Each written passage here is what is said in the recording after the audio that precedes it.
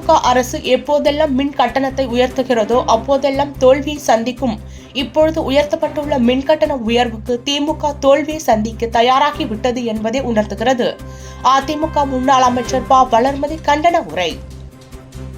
தமிழ்நாடு அரசு 3வது முறையாக அறிவித்துள்ள மின் கட்டண உயர்வை கண்டித்தும் அதனை திரும்ப பெற வலியுறுத்தியும் நியாய விலை கடைகளில் பருப்பு பாமாயிலை நிறுத்த முயற்சிப்பதையும் தமிழ்நாட்டில் சட்ட ஒழுங்கை பாதுகாக்க தவறியதும் என தமிழக அரசை கண்டித்து மாபெரும் கண்டன ஆர்ப்பாட்டம் செங்கல்பட்டு கிழக்கு மாவட்ட கழக செயலாளர் திருக்கழுக்குன்றம் ஆறுமுகம் தலைமையில் திருக்கழுக்குன்றம் பேருந்து நிலையம் அருகே நடைபெற்றது.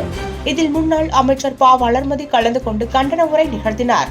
அப்பொழுது பேசிய அவர், முன்னாள் திமுக அமைச்சர் ஆற்காடு வீராசாமி எப்போதெல்லாம் திமுக அரசு மின் கட்டணத்தை உயர்த்துகிறதோ அப்போதெல்லாம் தோல்வியை சந்திக்கிறது என கூறினார். அதேபோல்தான் திமுக மின் கட்டணத்தை உயர்த்தும் போதெல்லாம் தோல்வியை சந்தித்தது. இப்பொழுது உயர்த்தப்பட்டுள்ள மின் கட்டணமும் திமுக தோல்விக்கு அடித்தளமாக விளங்குகிறது என தெரிவித்தார். இந்த ஆர்ப்பாட்டத்தில் 1000க்கும் மேற்பட்ட அதிமுகவினர் கலந்து கொண்டனர்.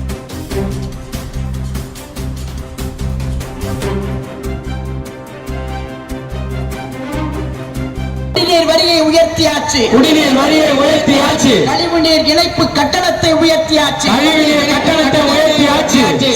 மரியாதைக்குரிய அண்ணன் ஆற்காடு வீராசாமி சொன்னார், திமுக தோத்து போகுதுன்னா அதுக்கு காரணம் ஒரே காரணம் மின்சாரம் சொன்னார்.